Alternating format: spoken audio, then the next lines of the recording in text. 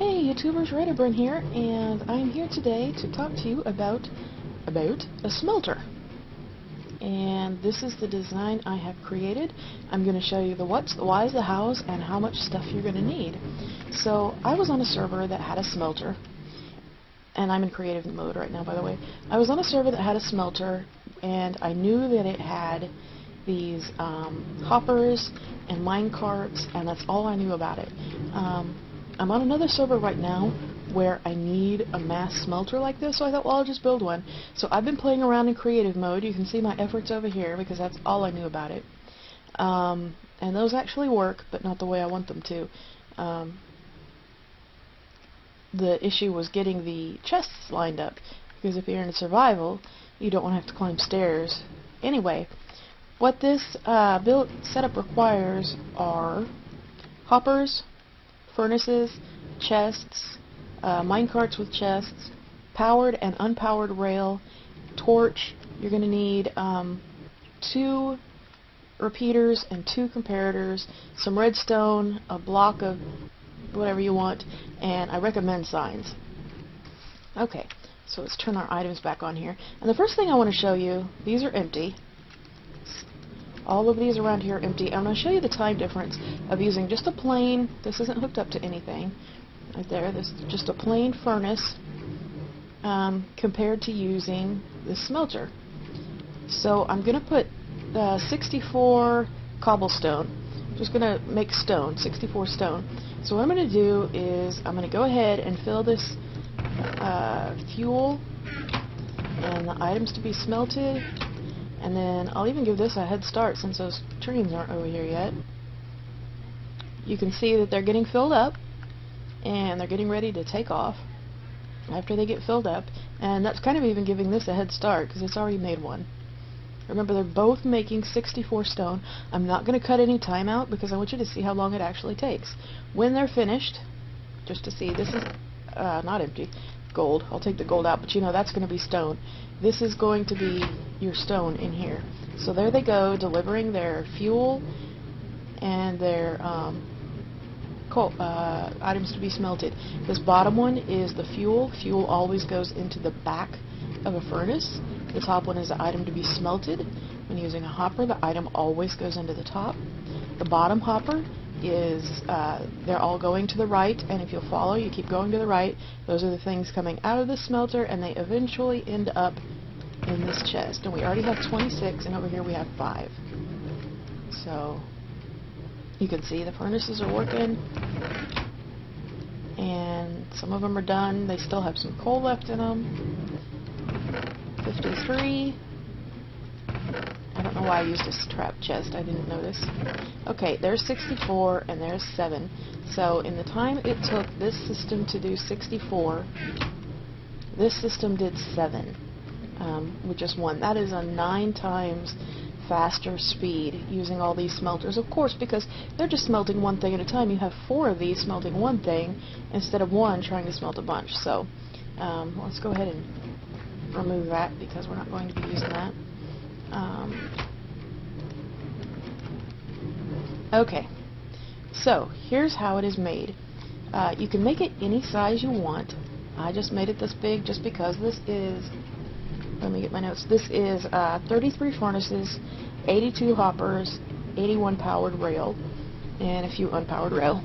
So the most important part, and I'm going to go ahead and I'm going to kill these, oops, that was a fail, wasn't it?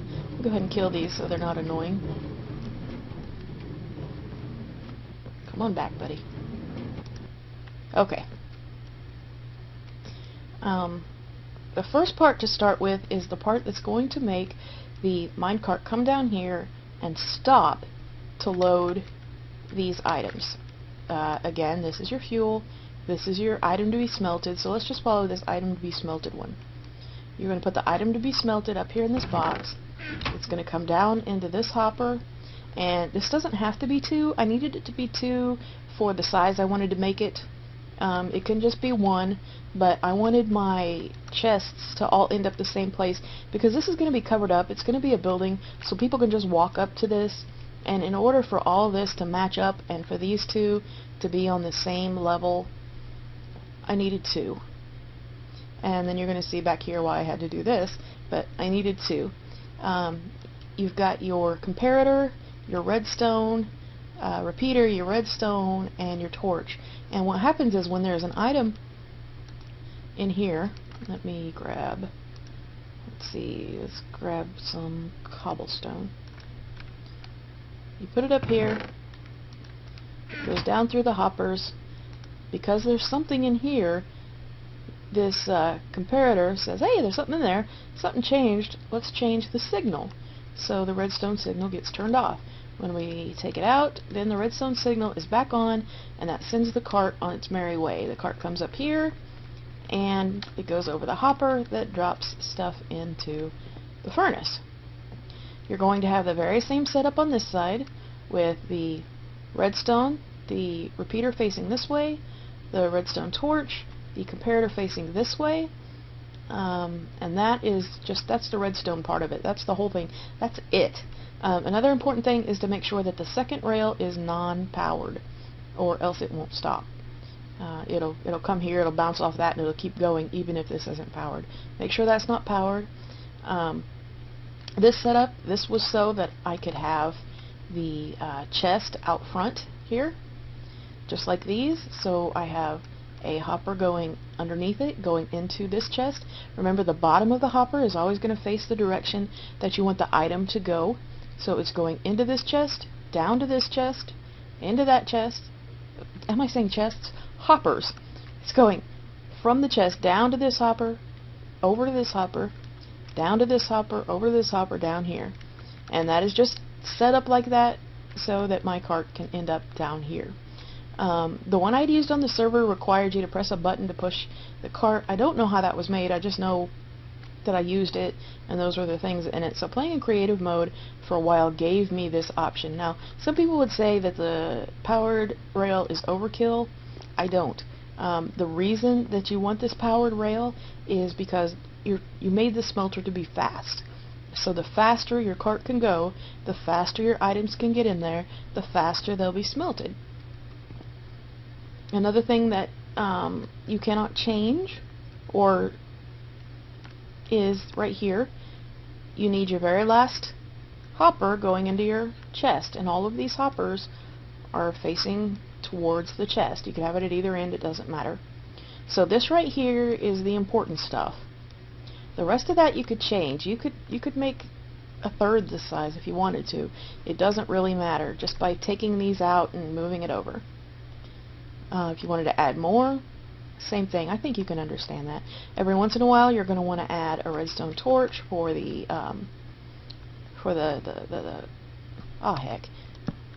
the rail. There you go, like that. At the end, you're going to want to put a block of some kind so it bounces off and goes back the other way on both of the rails. And I would recommend using the same color of whatever you're going to decorate the room with. I recommend signs so people will know. You put your fuel in here, you put your items to be smelted in here. These signs were for my reference only. 7 hoppers. I've got 7 hoppers going right here. I got 4 furnaces and 9 hoppers here. I've got 6 furnaces and 26 hoppers here. That was from my own reference. Now, to take a look at a gist of what you will need for this particular project in this particular size, and I might be off by a few count on the few things, but here are the supplies that we are going to need. And like I said, 33 furnaces, 82 hoppers, 81 powered rail, and approximately 10 unpowered rail. I didn't really count them. They turn the corners, and they're at the bottom. So I guess that would be, what, 8, 9, 10? Hey, that's 10.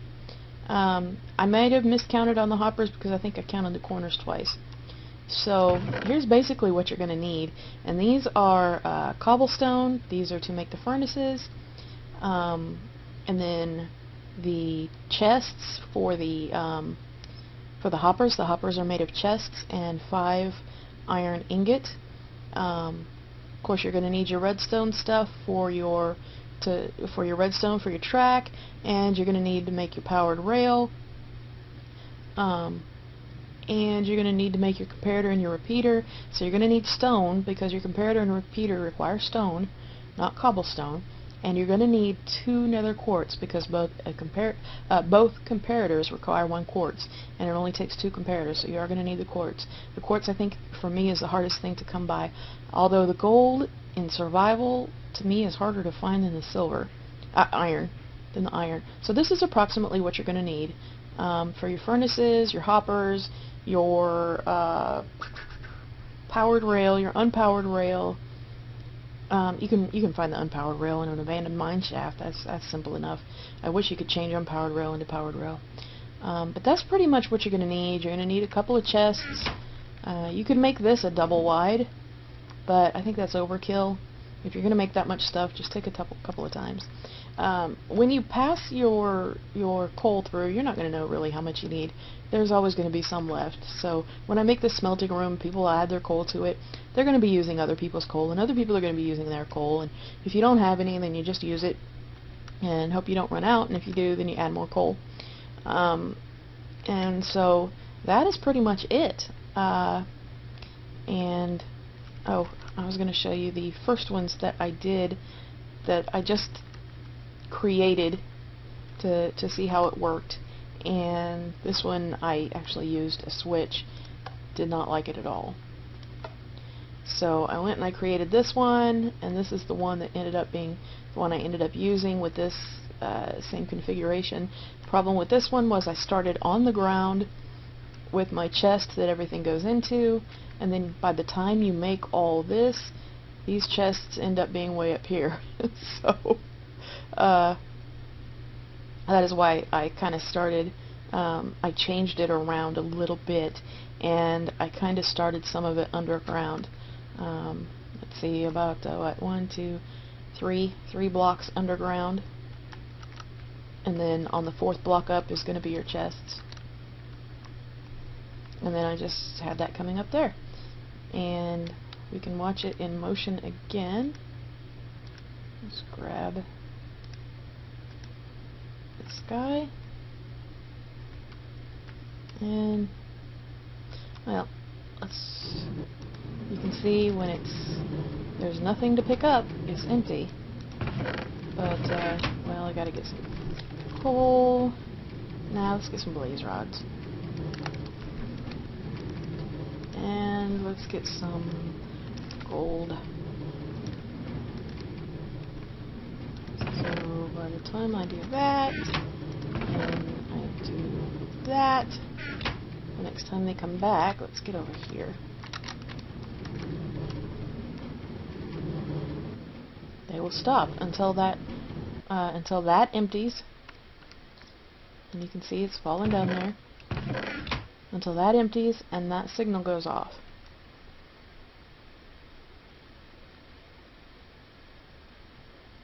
And when that signal goes off, the carts will take off.